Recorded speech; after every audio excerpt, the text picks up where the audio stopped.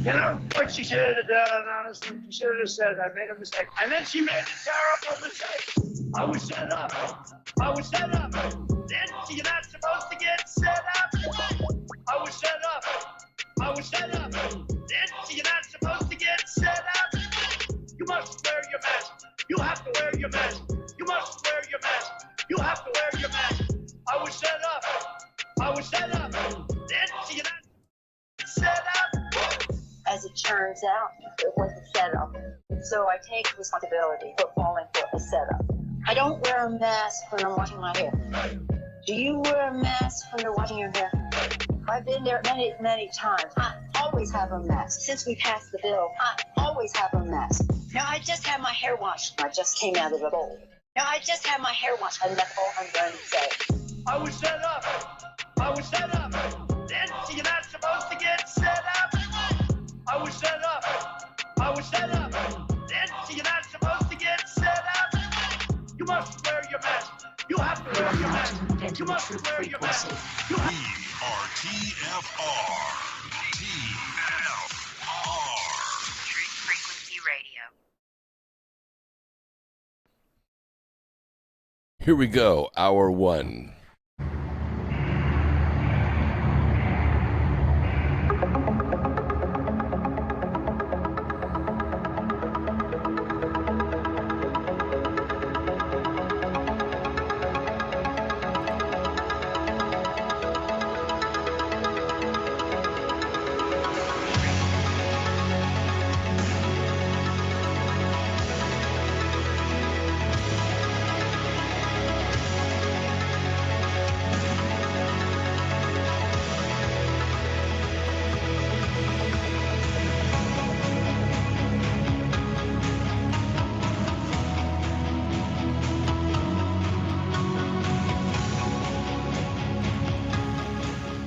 And greetings, Earth Explorers. Welcome to X Squared Radio. I'm your host, Brooks Agnew, coming to you live from an undisclosed location east of the Appalachian Mountains. This is where the past meets the future. In here, the results are always positive. We might go a little past your imagination, but have no fear. You will be safely traveling with us. All right. Wow, we have a lot going on today. And it was a beautiful day. I mean, beautiful, clear blue North Carolina skies. Had a nice nap this afternoon in the, well, not in the sun, but just out of the sun. It was awesome. We are streaming to you live on the Truth Frequency Radio Network, where the Truth Freaks hang out. We are not afraid to let our Truth Freak flag fly. We are also streaming to you live on video on Foxhole, Twitch, Facebook, DLive, Twitter, YouTube, Rumble, and Rockfin. So you can join us on any one of those media. Please share it with your friends. It's the only way we grow.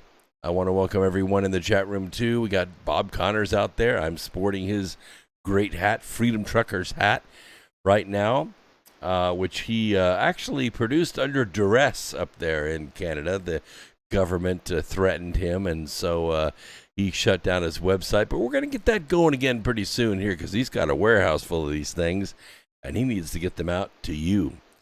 Great graphic artist, and it's a great fitting hat, too, I have to say. Old Dog's there. Comfortably Numb 2 is there.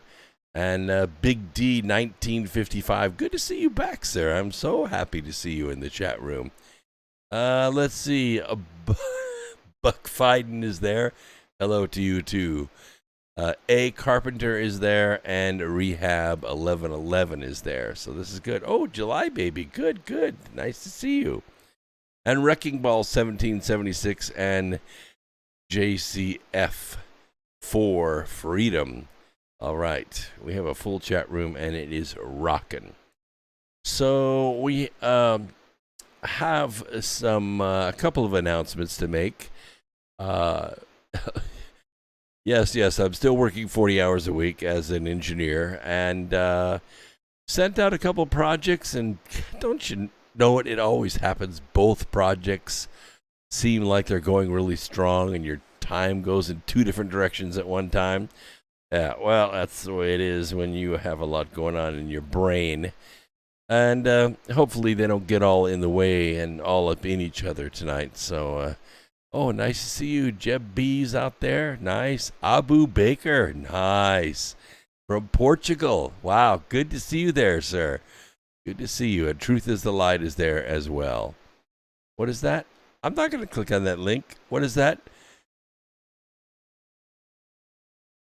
It is something like countercurrents.org 2021 /12 /U-S-and-Ukraine only 2 countries vote against UN resolution condemning Nazism. All right. Well, okay. Okay. There, the announcement's out there. It's in the chat room. You can click on the link to your heart's content. Thanks for posting. And my good friends on Rockhole. See? 2 different directions. Foxhole is out there as well. Keep True is there already. That's good. We have a lot of friends that are live on Foxhole right now. Lots to choose from. We have a great community there. And we are now the news. All right, let's get started. We start with a story about Earth sentience. Now, I think in one of my books I wrote about, I think it was in Remembering the Future, about machine cities floating in space. And they're very old. They've been constructed over many, many thousands of years. And they are because worlds age and pass away, but races of beings do not. So they often create for themselves in orbit cities. I don't know if you saw the movie, something in the City of 1,000 Countries, or City of 1,000 Planets. That's what it was. And it was a very similar. It was a 1964 French comic, I think, about a secret agent. But the secret agent ended up on an orbiting craft that got too big. It started interfering with the orbit of Earth, and it had already become the community for several alien races. And so they made the decision to launch it out of orbit, just to take it out into space. And this is a very similar concept that I ran into on Another World. It was a machine city. It's been traveling through space and harvesting minerals and raw materials from planets as they go through space. Now, they're not really set up for war. As you know, one explosion in space can cause a real problem. And these machine cities are quite large. They're like as large as our moon or bigger. And so they kind of fall into orbit, harvest what they need from the planet, and then go out of orbit and go make their way through space. And these alien races all live together on this machine city. And one of those alien races was a race of cephalopods, that is to say, like octopus or cuttlefish. Very intelligent beings, and they actually do well in space because they live in a liquid environment. They just create like a tank for themselves, and they are very intelligent and very articulate. They can do things, that are very, very complex. And because they're so smart, because they're able to have such a peaceful, intelligent community, they manage the cities very well. Well, a recently proposed aquaculture octopus farm in the Canary Islands would actually raise 3,000 metric tons of octopus a year because, people eat them in some nations. It means 275,000 individual octopuses, I think that's the way to say it, will be killed annually. And this is kind of turned into a social subject because we don't mind herding cattle. We don't mind that, but we have stopped things like, growing giant bobcats to harvest them for their fur. We don't take the fur off tigers anymore. We don't, do minks anymore. Why? Well, they're not particularly sentient beings, but we don't do it because it's cruel and it's not something that humans need to be doing. But these animals are intelligent. So the phrase octopus culture, it brings to mind these machine cities. And there's a couple of communities out there of wild octopuses in Jervis Bay, Australia. One is called Octopolis, and the other is Octlantis. In Octopolis, numerous octopuses share and fight over a few square meters of seabed. In these watery towns, octopuses form dominance hierarchies, and they've started developing new behaviors. It's true. Male octopuses fight over territory, and perhaps females by throwing debris at one another and actually physical contact, like boxing with their tentacles. Well, the discovery of octopus communities came as a surprise to biologists who have long described octopuses as very solitary animals that interact with each other in three specific contexts. They hunt, they avoid being hunted, and they reproduce. What Octopolis suggests can happen in the wild is what has been observed in the captive octopuses. When living in an overly dense captive environment, octopuses will form dominance hierarchies. In their fights for power, male octopuses perform an array of antagonistic behaviors, including throwing scallop shells to defend their den, and the mantle up display, which makes an octopus look like a menacing vampire. Submissive octopuses signal their compliance with their light colors and flattened body postures. For their efforts, the dominants appear to gain better access to high-quality dens and, of course, to females. So what is going on in Octopolis and Octlantis is properly called octopus culture. The idea of animal culture emerged after scientists noticed that in some groups, animals perform actions that aren't seen in other groups of the same species. One of the earliest proponents of animal cultures was the Japanese primatologist Kinji Imanishi, who in the 1950s observed that a group of Japanese macaques on Koshima Island would wash sweet potatoes in the water before eating them. Now, that was new behavior, not seen in other macaque groups, and observers were lucky enough to observe its origins. A monkey, who they named Emo, was the first to wash a potato in the salty water, and others soon copied her, leading to a community-wide behavior pattern. Now, the idea of animal culture drove much subsequent Japanese primatology, but in Europe and North America, culture didn't get much attention until, about the year 2000, when an article about the culture in chimpanzees was published.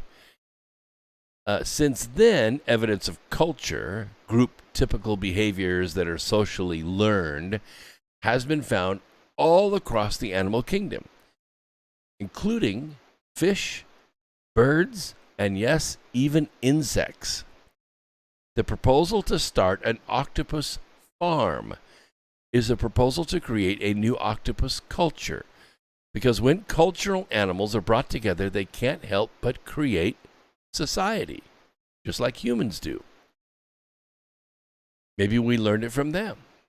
It's also a proposal to create a new kind of octopus. The culture behaviors coupled with the captive environment will be a novel environmental niche that shapes subsequent evolution.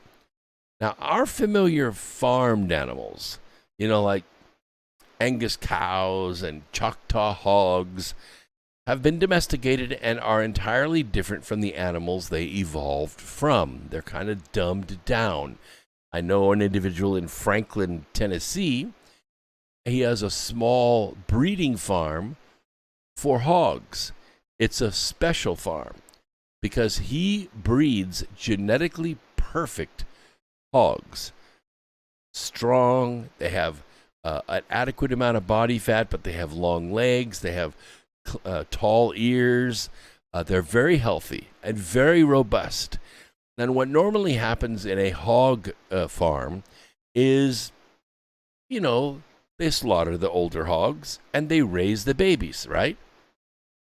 And they get to a certain age, then they take them to the auction and they sell them off to be processed into bacon.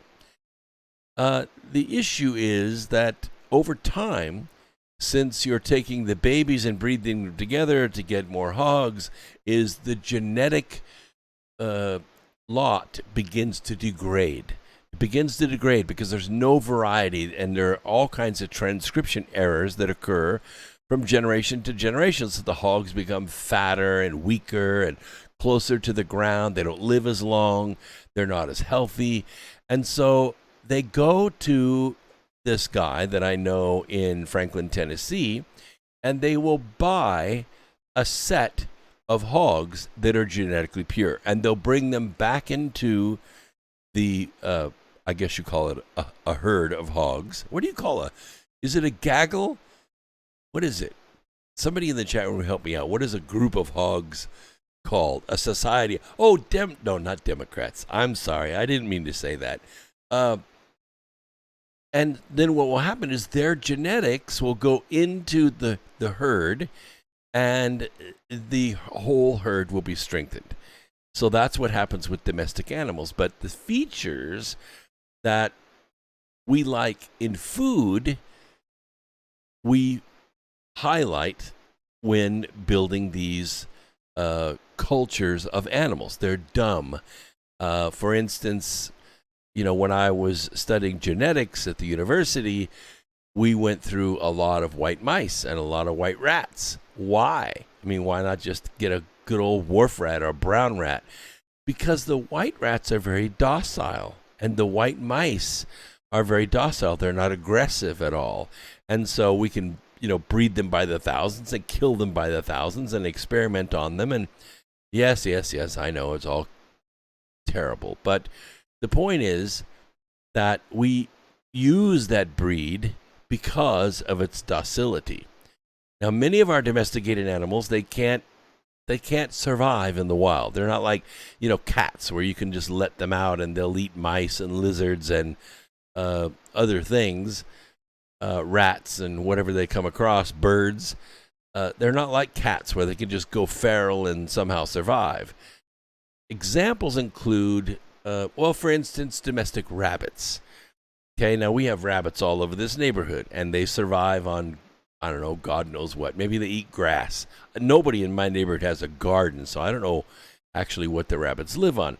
But domestic rabbits have evolved without those instincts, and they don't have the color, to hide like a wild rabbit, to protect them from predators like hawks and foxes and other things. So, and also sheep. Okay, we breed sheep whose wool grows, very thick, and we do that because we shear them. But sheep in the wild, they don't do that because that wool can get infected. It gets bacterial infections, and the sheep don't survive, and they end up, dying, or that disease spreads among the flock of sheep and kills them all. And chickens are bred, for meat. They're not able to really fly. Well, I say that, I'll tell you a story, but and they can't walk as adults because the breasts that we breed them for are too heavy. So we just breed them for food. Now, starting an octopus farm is a commitment to creating a new kind of animal that relies on humans for their existence. We don't have that yet. Octopuses are very smart, and they will escape through the tiniest orifice in the ship if they get a chance. It isn't an idea to be taken up lightly here, or a project that could be, responsibly attempted and then, just discarded if it doesn't work out. You can't just turn out all these sentient beings into the ocean, because they'll just be gobbled up by prey. So the question is, should we stop eating octopuses at all because they're so unique in the situation? It's a flock of sheep. I know it's a flock of sheep. I was asking about hogs. What is a group of hogs called? Hogs is a passel or a team. Okay. A group of swine is a sounder. Yeah. You know what? A brace is for crows and a gaggle is for geese. I don't know. We have all these, customary names for things. I think it's kind of interesting. Anyway, there are many reasons, morally, I guess, to worry that an octopus farm is not going to be an easy thing to manage. These are intelligent animals, and maybe you have to keep them separated. You have to provide them a way to divide up their social structure, give them dens to live in and to actually, have their culture. Unlike other farmed animals, octopuses, they need space. They need room to explore and to learn and to interact. Octopolis is already a battleground of, boxing octopuses. One can only wonder what it'll look like on a scale of, hundreds of thousands. Octopuses are very smart. They're sentient. They can think, they can learn, and they can have relationships, not just with each other, but they have relationships with other aquatic life and even with humans. Lots and lots of videos are out there about octopuses interacting with divers. They are emotional animals, and they feel pain, and they communicate in a very complex chemical way that we're just now beginning to understand. A recent report commissioned by the Department of Environment, Food and Rural Affairs in the UK reviewed the scientific evidence for pain experienced in cephalopod mollusks, octopus, squid, cuttlefish, etc. Now, sentient animals used for food are actually protected under welfare laws and killed in a way that should minimize their pain. We don't hunt them down and harpoon them and chase them for miles until they're exhausted and then, cut them up alive on the deck like whales. Current methods of slaughtering octopuses include clubbing, slicing open the brain, or suffocating them. The report's authors conclude that none of these methods of slaughter are humane and recommends against octopus farming, which is, I guess, what I'm doing tonight with you. Don't eat them. If you don't eat them and don't buy them in the store, the farms will never happen. Octopuses are amazing escape artists. They can open cages. They can reach out of a vented container that has a screw lid, and they can actually unscrew the lid, or they can unscrew the lid from the inside of a jar, and they can escape. The kind of housing needed to shelter them is going to be difficult to achieve, because once one of them learns how to get out, they're going to teach it to everybody else, especially while also providing enrichment, since an enriched environment will be one full of possible getaway routes, like fresh water and oxygen and food, and all those things are going to provide ways, and they're going to figure it out. They're like like ravens. Ravens are very smart too.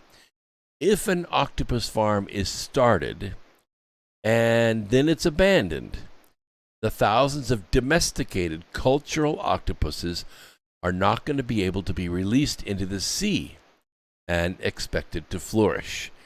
We learned from many expensive attempts to release Keiko, the killer whale that starred in the Free Willy franchise, that successful reintroduction or captive cultural animals into the wild, it is not easy. They don't survive. Even after spending $20 million, Keiko died in captivity, never made it in the wild. The proposal to bring thousands of animals together into an octopus megacity would scale octopus culture far beyond anything found in nature or in captivity. It would bring hundreds of thousands of Keikos intelligent beings, aquatic cultural animals, captured from the wild, brought into captivity, and it would force them to live together and create a new culture in what is sure to be a violent octopus ghetto. Now, we're just now learning that octopuses feel emotions, they have culture, and we are starting to rethink current practices of intensive animal farming. It is exactly the wrong moment to propose such a scheme because we humans know better. We know better and we shouldn't be doing it. Okay? So that's my case against the octopus megacities. All right, let's talk a little bit about space. And by the way, we're happy that YouTube is with us tonight. We treasure our YouTube subscribers. It took a long time to build up to 20,000, and I don't want to lose them. So we culture the information that we share on YouTube. But when we get to a certain point in our program, when we start talking about harder subjects that need to be talked about, need to be discussed, and you need to know the facts because we're the news. We are the news now. You don't get it from the fake stream news. You get propaganda, nothing but propaganda. And you need to know so that you can make informed decisions and tell your friends and convince your family that truth is truth and what they're seeing on Fox News and CNN and ABC is nothing more than propaganda. So at a certain point, we will say adieu to YouTube. So all of you that are listening on YouTube, you need to be able to make your way over to one of the other free speech platforms that we're streaming live right now on. And how do you find them? In YouTube, right there. If you just go down right there, you see, if you just open that description, you're going to see all the links to the other free speech platforms, and you can pick one. You can pick Rumble. I encourage you to build up Rockfin. It's kind of a small community right now. We're trying to grow it. Or go over to Foxhole. They have a fantastic faceplate there. And by the way, there's a little like cryptocurrency called gold pills that you can build up, and you can use it and contribute it to different hosts, us or others if you like, and I'll turn on the scratch offs here probably in the second hour so you guys can build up a little moolah in there. And we'll take a quick break with the Truth Frequency Radio Network, and we'll be right back after this.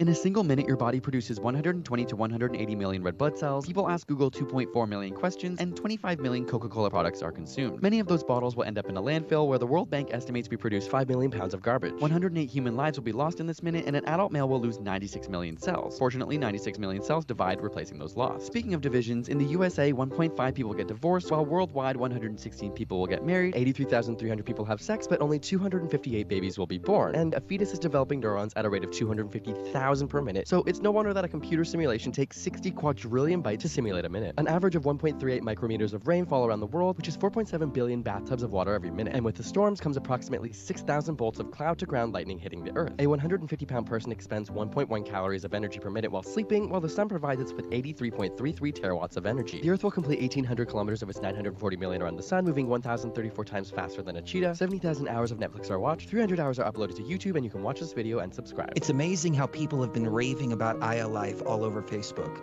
They've been posting their testimonials just because they want to get the word out because it's worked so well for them. If you're not familiar with iAlife, it's a 99% pure CBD oil, but the secret is the synergy between the hemp and the ayahuasca vine, the non-psychoactive component of the ayahuasca tea. We recently received an email from a wife whose husband has Parkinson's. For the first time, he's been able to sleep through the entire night.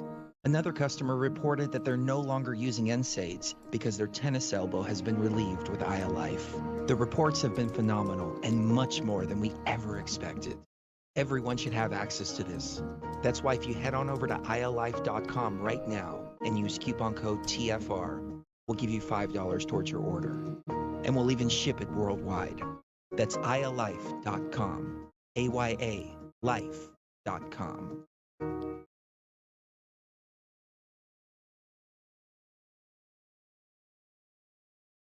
For millennia, mankind has been searching for answers to the big questions, such as, where did the universe come from? Where did we come from? Why are we here? Are we alone? And just what the heck is the Sasquatch all about? I can't promise you answers, and neither can the Woo Crew, but they invite you to join them Friday night at 7 p.m. Eastern, midnight in the UK, for Freaky Friday, exclusively on Truth Frequency Radio. Spirituality, multiverse, quantum mechanics, the occult, and so much conspiracy analysis that it will make your mind melt. Take my word for it. Freaky Friday.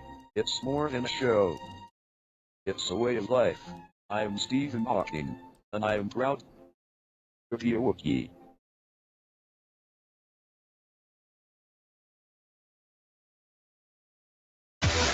No hate, no hype, no fear. You're listening to Truth Frequency Radio. We are TFR.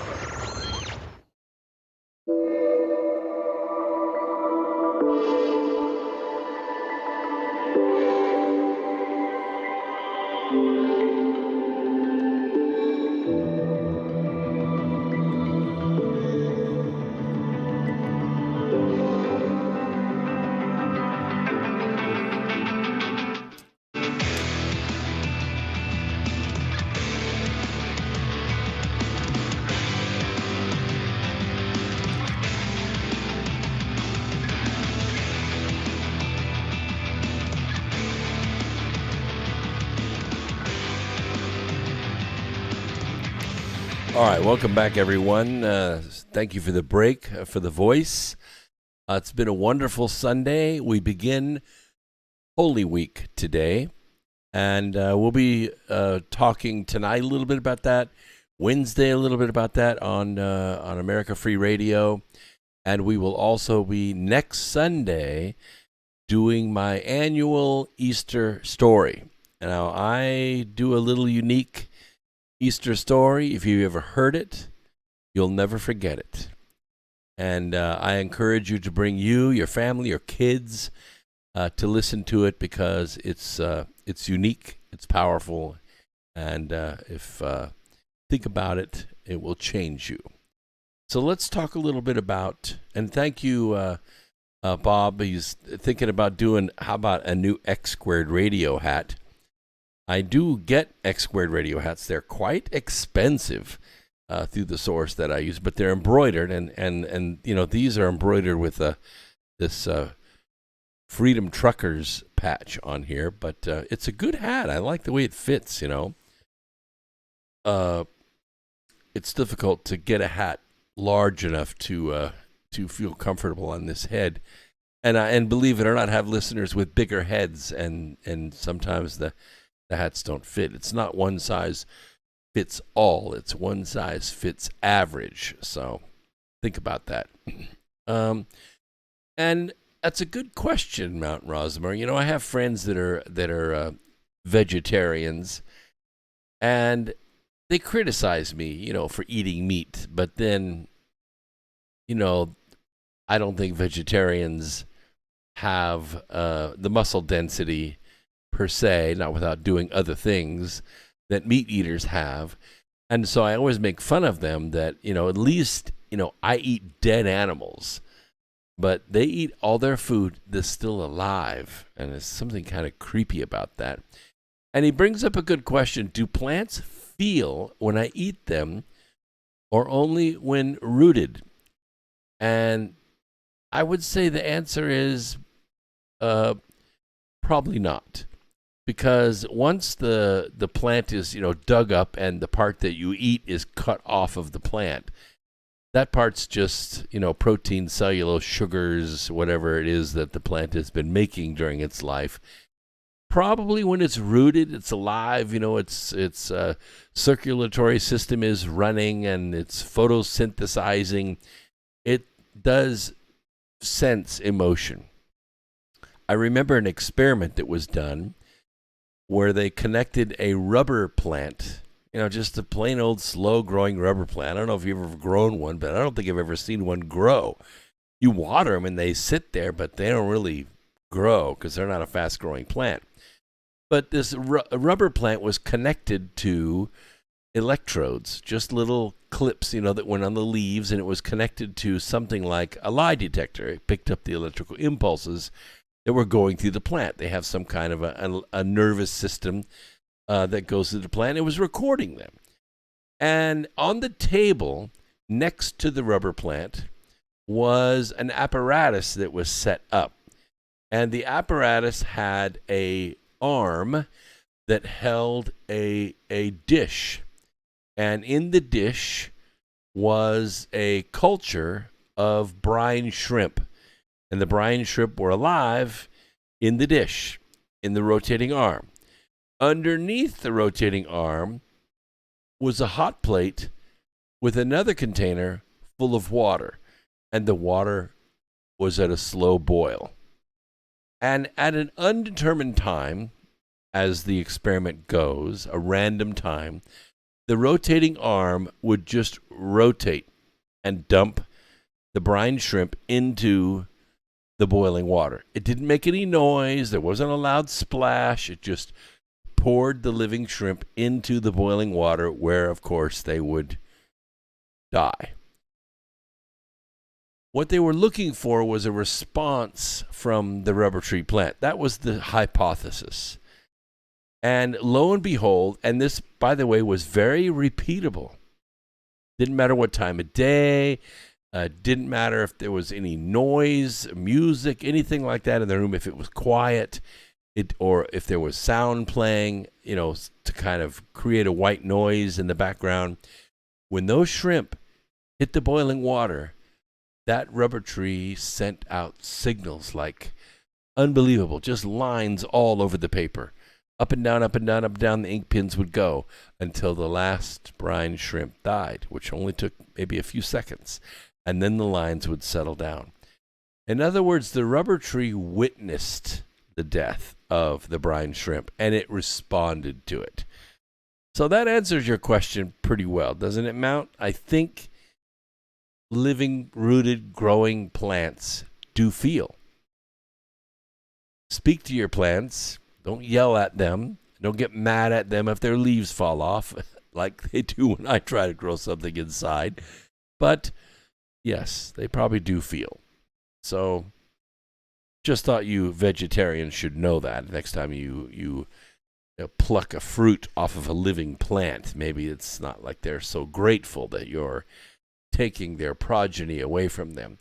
So let's talk a little bit about Europa. I like to talk about space. It fascinates me. Space programs fascinate me. I've been fascinated with it since I can remember, since I was 8 or 9 years old. Maybe memories, I don't know. But Jupiter's moon Europa is actually a prime candidate for our search for life. And it's not so far away. The frozen moon has a subsurface ocean underneath the ice. Yes, and the evidence indicates that it's warm, it's salty, and it's rich in life-enabling chemistry. Well, on this planet, if there's space, there's probably life.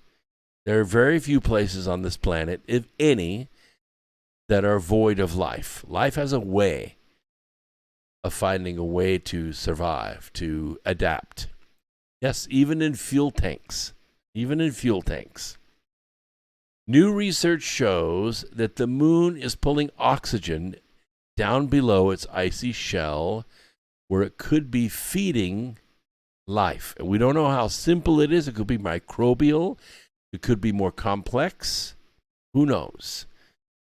Whether or not Europa can sustain life in its subsurface ocean is highly debatable, and the debate is essentially stuck in neutral until NASA or somebody sends the Europa Clipper there.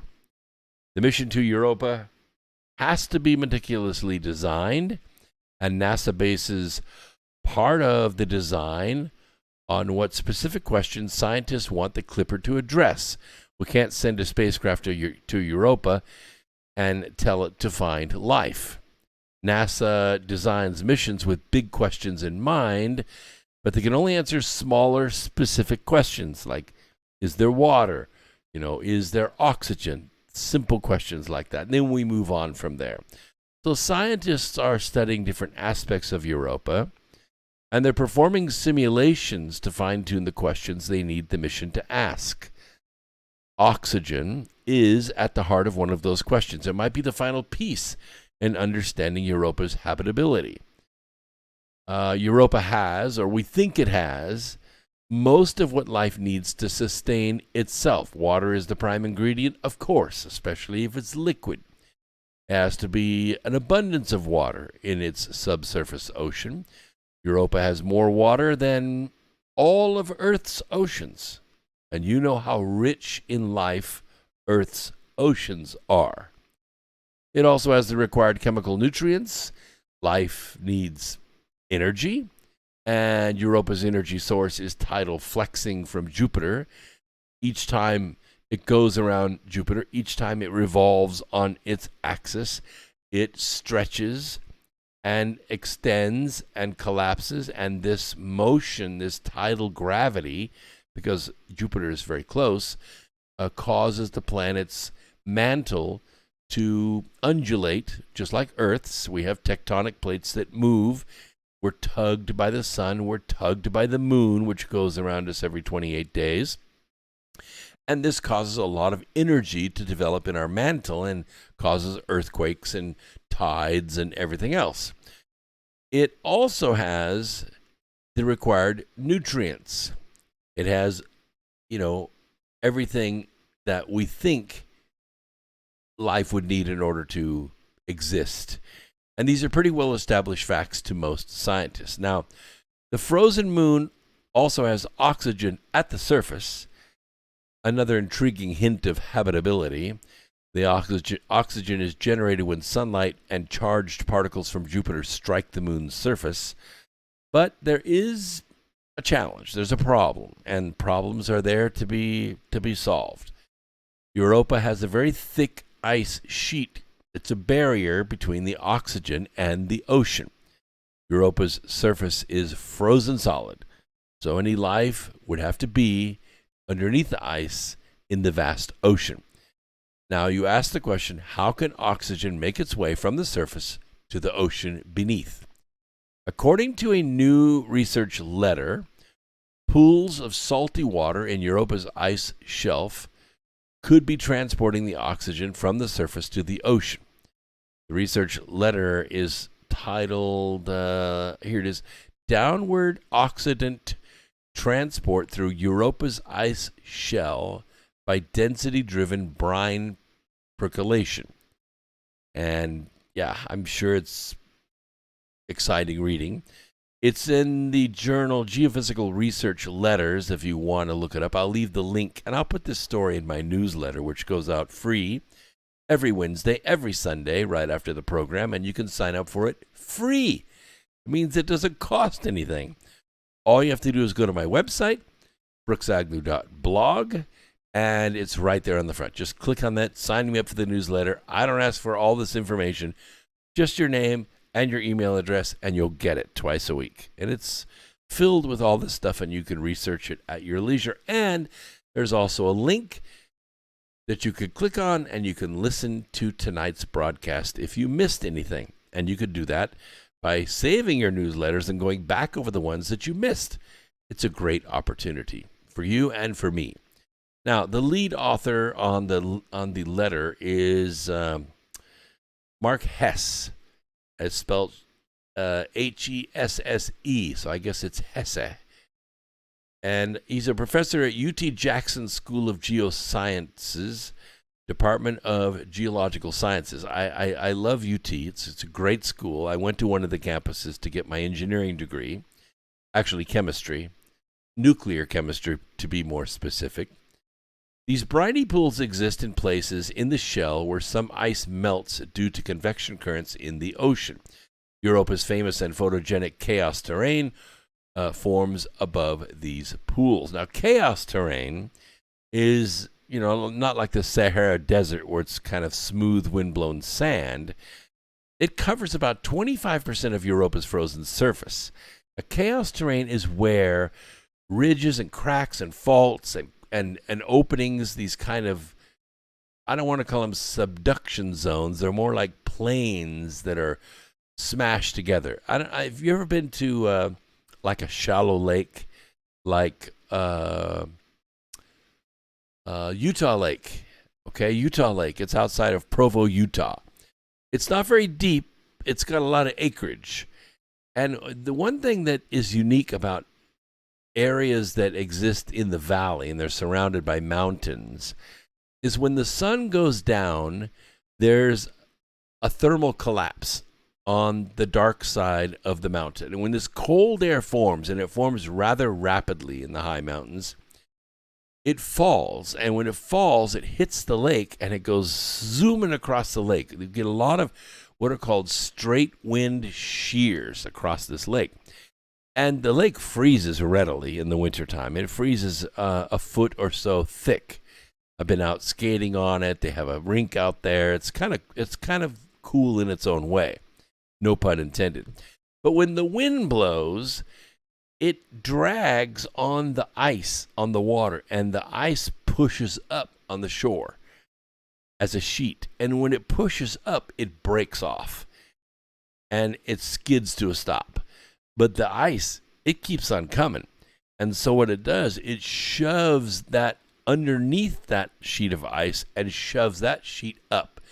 And then the next one, and the next one, and the next. And I've gone out there after one of these winds, and they'll have sheets of ice pushed up 10 or 12 feet. It's like layers of layers of layers of layers, and you could see what has happened. It would be cool to time-elapse film that. I've never seen it, but it would be cool to film. It is a phenomenon, and this is what occurs on Europa as well. Causes this kind of chaos terrain. Now, I don't think there's any wind on Europa, but there may be currents underneath the ice to do the same thing, drag against that ice, force it up against an immovable or thicker piece of ice and push it up. And that's what creates this chaos terrain. And it also allows for openings between the surface and the water. And that's how maybe the oxygen gets in. Now, scientists think Europa's ice sheet is about 15 to 25 kilometers thick. Okay, that's like 15 miles. That's really thick ice. It would take a while to bore through it, even if you had a machine on the surface with a drill. But that's a lot of water, more water than is on the Earth. And, if you look at Earth from certain angles, you don't see any land at all. Really, if you get close enough, and the curvature of the Earth, yes, the Earth is round, you flat earthers, come on. You get close enough to Earth, all you see is water. And still, Europa has more water than that. And these lakes, they're not directly connected to the subsurface ocean, but they can drain into it. And you know what that means? It means they can drag with it surface oxygen into that lower water. Now, he says our research puts this process into the realm of the possible. It provides a solution to what is considered one of the outstanding problems of habitability of the Europa subsurface ocean. Yes, it's very interesting. The oxygen-laden brine moves to the subsurface ocean in a porosity wave. A porosity wave transports the brine through the ice by momentarily opening the pores in the ice before quickly sealing up again. And over thousands of years, or millions of years, these porosity waves transport the oxygen-rich brine to the ocean. That brine is food. It's food for more complex life. The relationship between chaos terrain and oxygen transport is not completely clear, but it's one of the problems. It's one of the missions that we could put on that spacecraft. Scientists think that convective upswellings caused by tidal heating partially melt the ice, manifesting as a jumbled chaos terrain on the ice. The ice under the brine must be molten or partially molten for the oxygen-rich brine to drain into the ocean. So Europa's surface is quite cold. It's I don't think the surface of Europa ever rises much above minus 220 degrees C. That's pretty close to minus 400 degrees Fahrenheit. That's pretty cold. It's pretty cold. The model's results demonstrate that refreezing at the surface is too slow to arrest the drainage of the brine and prevent oxidant delivery to the internal ocean. Through Europa's surface, ice is frozen solid. The ice under it is convective, which delays freezing, and some research shows that the seafloor may actually be volcanic, which means that ocean can get warm, very warm in some spots. The study says that about 86% of the oxygen taken up at Europa's surface makes it to the ocean. That's a pretty good amount. That's a big post. Amendment Avenger. You run it all together. It's hard to break apart. It's like unscramble these words. It's a big post about mitochondria. It does convert ATP to ADP. In doing so, it releases energy that, gives us the energy to move about until we exhaust it. Then we have to sleep and build it back up again. And he says, however, phosphorus is only 1 in 10 million, without which life is impossible. This puts a strict mathematical limit on life. It is an absolute miracle that Earth is loaded with it. Yes, it is. It is a miracle. Earth is a sentient being, I believe. It has all the earmarks. It respirates. It tends towards stasis. It brings forth life spontaneously. It resists toxins. In essence, that's the definition of a living thing. Not classic like what we think a living thing is, and I don't know if Earth is going to give birth to a new Earth. That would make a really neat trilogy, wouldn't it? Yes, it would. Let me go ahead and post that just because I brought it up. I'll put it up there so you can see it. Yes, Birth, A True Story of Earth, the trilogy we're trying to bring to TV. But Kevin Hand is one of the many scientists keenly interested in Europa, its potential for life, and the upcoming Europa Clipper mission. Hand is a NASA JPL scientist whose work focuses on Europa. He's hopeful that Hesse and his fellow researchers have solved the problem of oxygen in the frozen moon's oceans. He says, we know that Europa has useful compounds like oxygen on its surface, but do those make it down into the ocean below where life can use them? In the work by Hesse and his collaborators, the answer seems to be yes. Now, you could probably write them and ask more questions, but these are questions that the Clipper may be able to answer or may be able to investigate. Its first mission is dedicated to Clipper's the first mission dedicated to Europa. We've done flybys, but we've never actually gone to the moon. We think we know many of the things about Europa that we haven't been able to confirm. The Clipper is designed to address these three larger objectives. Investigate the ocean's composition to determine if it has the necessary components to sustain life. I don't exactly know how they're going to do that. Don't know how they're going to get below 15 miles of ice, but maybe it's not 15 miles everywhere.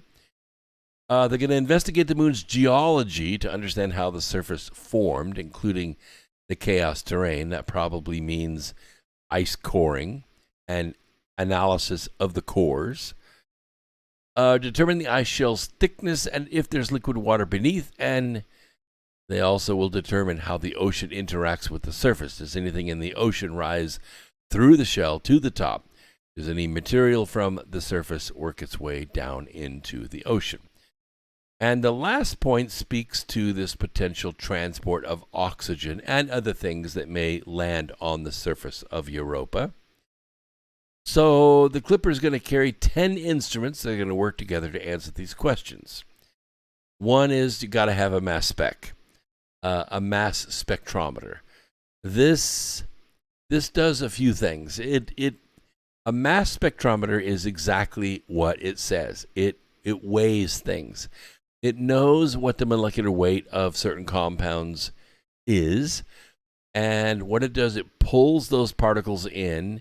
They slam against the surface at a specific charge and velocity, and by that they determine the weight of that compound. And if the weight matches, there's a high probability that it actually is that compound. There are a few compounds that weigh exactly the same, but this is one of the instruments that I use in an invention I created in 1983 called the Stratocaster. It's not a guitar. It is a system of instruments that I put together to explore for oil and gas. It was very successful. We drilled 55 wells in 9 states, and we hit every single one of them. And we probably made, I don't know how many dozens of analyses that showed up that sites that had already been picked for drilling were going to be dry. Oh, the geologists argued with us up and down. Halliburton didn't like us at all because we didn't have to drill a hole to tell what was in the ground. But every single one of those that we said was going to be a dry hole was a dry hole, all of them. So the system works pretty well. The, of course, issue is you only find the oil where it is. And that's why 9,000 oil leases are 9,000 oil permits on leases doesn't necessarily mean there's oil there. It just means you have a lease. It means you have a permit to drill. But it doesn't mean there's oil there, especially if it's wildcat. But one of the instruments I used was a kind of poor man's mass spec. Obviously, you could drive around with a mass spectrometer in your van, but it would be expensive and it's delicate and it takes a while to set up. So there is an instrument that's called a Quadrupole Filter. Oh, time for another break. We'll do this, and then I'll explain to you a little bit about Stratocaster, and you'll understand what a mass spec is. We'll be right back.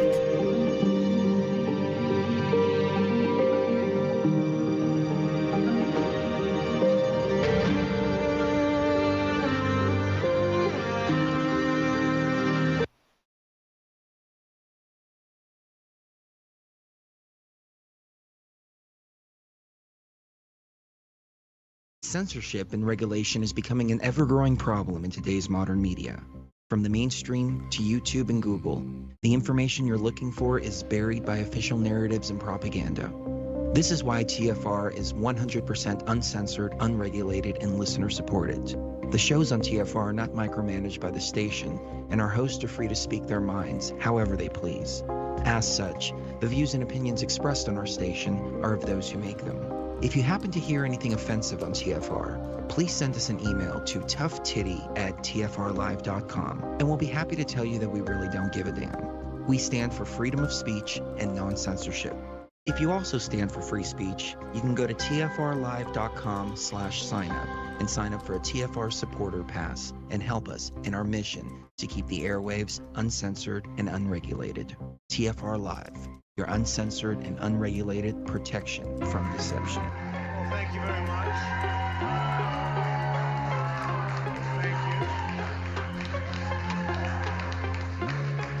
Thank you very much. This is a fraud. This is an embarrassment. This is a major cheat. This is a major cheat. This is a fraud. This is an embarrassment. Here, the people rule. We were winning everything, and all of a sudden it was just called off. We have so many, we had such a big night. And then you take a look at the kind of margins that we've won them by. You just take a look at all of these states that we've won tonight. We, the people, will not be silenced. We, the people, will not be bullied. We, the people, will not surrender. We'll come together. We have to stop treating our opponents as enemies. They can't catch us. They can't catch us. And now, every vote must be counted. They can't catch us. They can't catch us. When the count is finished, we will be the winners. This is a fraud. This is an embarrassment. This is a major achievement. This is a major achievement. This is a fraud. This is an embarrassment. Here, the people rule. Every vote must be counted. I'm not here to declare that we've won. We were getting ready to win this election. Every vote must be counted. We will be the winners. We were getting ready for a big celebration. It'll be time for us to do what we've always done. Put the campaign behind us. Lower the temperature. These aren't even close. It's not like, what happened? And then they said, they can't catch us. They can't catch us. And now, every vote must be counted. They can't catch us. They can't catch us. When the count is finished, we will be the winners. This is a fraud.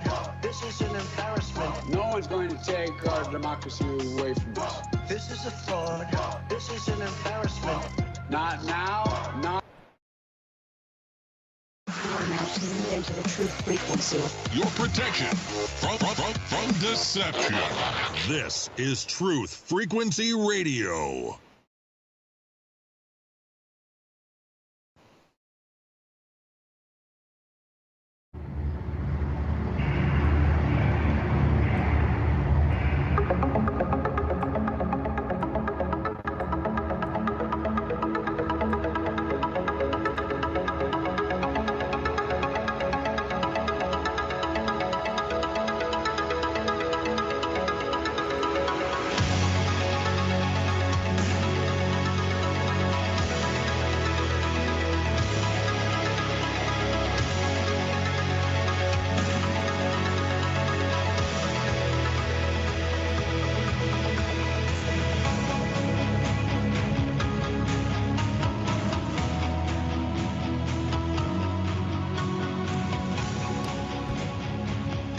So a quadrupole filter uses a vacuum pump or a vacuum fan on it that turns at about 35,000 RPM. And it pulls against a plate that has a little teeny tiny hole in it called an orifice. And the orifice is lined up with 4 magnetic poles, 2 positive, 2 negative, and they're electromagnets. The charge on the poles is DC, but then it is laced with or overshadowed with an AC signal. And what happens is the particles are pulled into the hole, and based on their charge, based on the particles' charge, they're either drawn into the poles and shorted out, that is to say, they're grounded out, or they go right down the middle and they smack against a plate on the back side.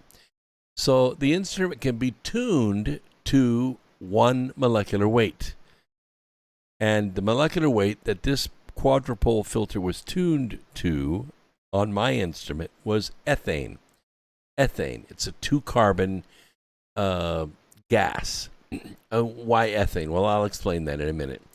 Because ethane doesn't come from biological decay, because there's always methane, close to the surface from bacterial activity in the soil, but not so much ethane. Ethane is leaked to the surface from petroliferous zones that are underneath the soil.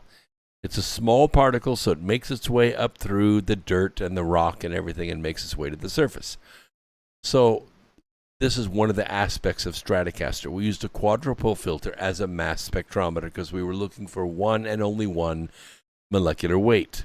A mass spec can vary that signal between broad ranges that corresponds to a molecular weight. So whatever particle hits that plate is that molecular weight.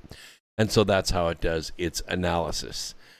And based on probability, it means that it pretty much knows what the compound is. Some compounds weigh exactly the same, and it could be either or, but then you do probability and you figure it out. So this mass spectrometer is going to gain crucial answers from the gases near Europa's surface, such as the chemistry of Europa's surface, the atmosphere, and suspected ocean. We know that based on the law of partial pressures, that whatever gases do make their way to the surface are going to be in proportion to the chemicals or the chemical makeup that's in the ocean itself. So we should be able to determine the makeup of the ocean by just examining the gas near the surface. Let's see here. They have other instruments that might confirm oxygen transport from the surface to the ocean, where life could use it if life exists there. But we'll have to just wait and see. Europa Clipper is scheduled to launch in October of 2024. It's not going to reach the Jupiter system until 5.5 years later. So that's like 2030, pretty close. Once there, its science phase is expected to last 4 years. That's about how long the plutonium batteries will last. So it could be 2034 before we have all the data. Yes, they use plutonium batteries. Plutonium batteries will last, well, they'll last up to 8 years. And they do put off heat, which is how the electronics kind of stay alive, during the run. But if you draw more current from them, you run more instruments off them, they last less. So they expect it to last about 4 years.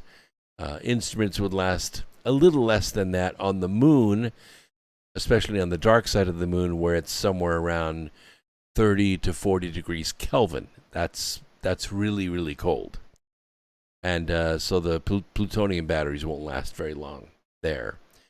In the meantime, research like this is going to be what we have to go by. And I'll give you updates as I can. Am I going to still be on the air in 2030? Of course I will. Gosh, don't ask questions like that. Of course we will. I'm only a third of the way done. Well, I was a third of the way done when I turned 50. So now I'm older than that. So I have less than 100 years left. And there are others, too, that'll be around. I don't know the quality of life then, and I don't want to think about it. I'm in good shape now, and I intend to stay that way. All right. This is where we're going to have to say goodnight to YouTube. So if you're there, let me just check and see. I do have a readout here, and it tells me how many people are listening on YouTube. We have a big community on YouTube tonight. And so I'm going to give you 5 extra minutes. If you're listening on YouTube right now, you need to go to the description right down here. See, right there. Open that right there. And you'll see links to all the other free speech platforms, okay? Rockfin and Rumble and Twitch and Twitter and Facebook. Facebook does a great job for us. I don't know why we're still there, but we are. And so you can pay good attention to that. Click that. I'll give you 5 minutes or so. I'll look at the group here. I don't want to lose my listeners on YouTube, but I just know what's going to happen. If I start this next subject, they'll stop this in the middle of the broadcast. So you guys will be cut off. And then I'll be in trouble. I'll be in YouTube jail again, and I don't want to be in YouTube jail. So we don't allow Google to censor us. We censor them. And if I censor them right now, I'm going to lose all of you. So I'll give you 5 minutes to make your way over. Just click on one of the others. We're streaming right there, just as good a quality as you are on YouTube right now. Yes, I do think YouTube's going broke. Eventually, they'll be replaced by one of these other free speech platforms because you can't censor your best audience because we're the ones the advertisers are trying to reach. We're the ones that buy stuff. We're the ones that earn money. Who wants to give broadcast to people who don't buy anything? See, there's no money in that. So, yeah, we're waiting. We are waiting. Okay, you have 2 minutes. 2 minutes left, and then we're gonna say goodnight to YouTube, and the rest of the community is gonna go on. but I don't want to go on without you. So please, we love you. We want you to listen. We have some great information for you, and we want you to come with us. So we're inviting you, all you YouTube listeners right now, we're inviting you. Click on it. And for those of you that are listening to this as an archive, in about 1 minute and 25 seconds, this broadcast is going to end on YouTube. So just click one of the other free speech platforms and make your way over there. Okay? All right, let's get back to our chat room because it is lively. Okay, you've already made your way over to Twitch. D-Live is good. D-Live is very good. D-Live treats us well. We love our people in D-Live. Okay? I know. Well, YouTube used to make money. They did. It was a good platform. All the listeners were there. But you know what happens when you piss off your audience enough? They're going to go someplace else, and there are plenty of other places to go. So, I'm sorry. So, YouTube is out of time. So, we're going to say good night to YouTube.